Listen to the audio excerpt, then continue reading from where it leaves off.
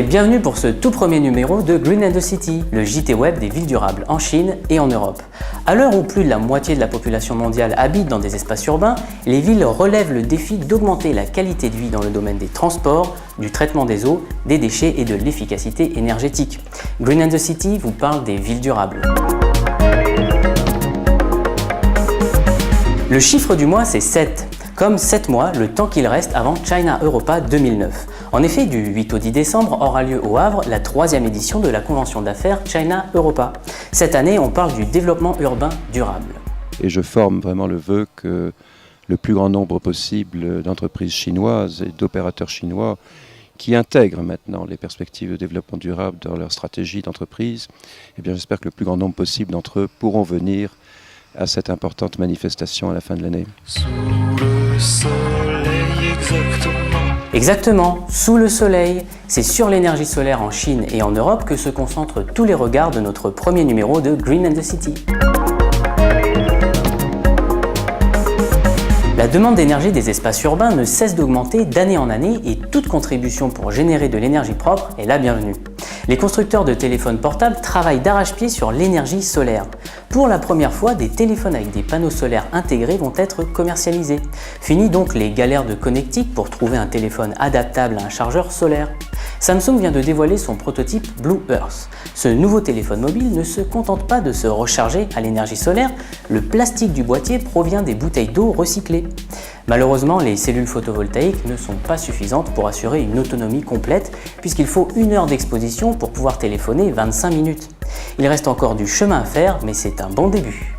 Lundi, du soleil, mardi, du soleil, mercredi, encore du soleil. Malheureusement, ce n'est pas la météo de la semaine en métropole, mais celle des départements d'outre-mer. Avec 12 heures de soleil par jour, les DOM ont une source d'énergie inépuisable. La France vient de voter un décret inédit. À partir du 19 avril, toutes les nouvelles constructions de logements devront être équipées d'un chauffe-eau solaire thermique. L'eau chaude produite par énergie solaire devra représenter au moins 50% des besoins du logement. Pour se chauffer au soleil, pas de souci, mais sous le soleil, il fait chaud. Qu'en est-il de la clim ? La loi Grenelle prévoit aussi que toute installation de climatisation dans une construction neuve doit être compensée par l'installation de systèmes solaires photovoltaïques. Réduction de la demande d'électricité, baisse de la facture énergétique et moins de CO2. Ces mesures favoriseront également les économies de combustibles fossiles dont dépendent largement les départements d'outre-mer. Et comme le chauffe-eau solaire thermique devient obligatoire, ce décret offre en plus de nouvelles perspectives d'emploi dans la filière. Le bon rendement du solaire thermique a été prouvé partout dans le monde. En Chine, dans le Yunnan, la plupart des habitants se chauffent au solaire. Allons voir ça de plus près. Kunming, ou la ville des 4 printemps. La capitale du Yunnan est connue pour son climat tempéré et son ciel dégagé toute l'année. Les panneaux solaires scintillent sur les toits et permettent aux habitants de se chauffer avec de l'énergie propre. 1/3 de l'énergie solaire de la Chine est concentrée dans le Yunnan, ce qui fait de cette province du sud-ouest la première en termes de consommation d'énergie solaire. C'est un choix, on équipé ou pas, c'est le choix de chaque famille. Mais on a équipé pour profiter du soleil qui a 300 jours par an et qui ça coûte environ 3000 yuan par chaque famille. Li Yi habite à Kunming. Elle a emménagé dans son nouvel appartement il y a moins d'1 an avec son mari.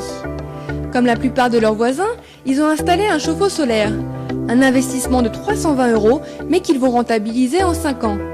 Les rares fois où le soleil ne brille pas, ils utilisent un chauffe-eau électrique. 它使用的本身啊，通过这个企业的这个技术水平的提高，成本的降低，还有企业之间的竞争，使这个太阳能热水器的价格是广大消费者都买得起的。这个的话是可以够那个4个到5个人用。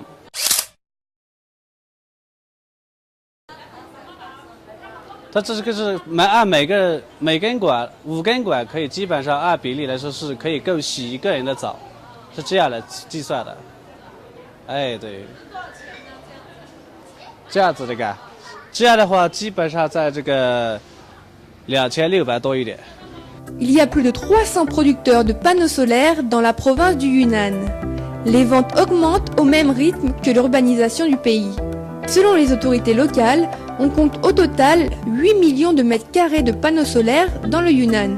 Car à la campagne, le solaire et le méthane sont souvent les seules sources d'énergie. 因为他通过使用太阳能热水器，也节约他自己的投资啊，可能用电他还要花很多的钱，是吧？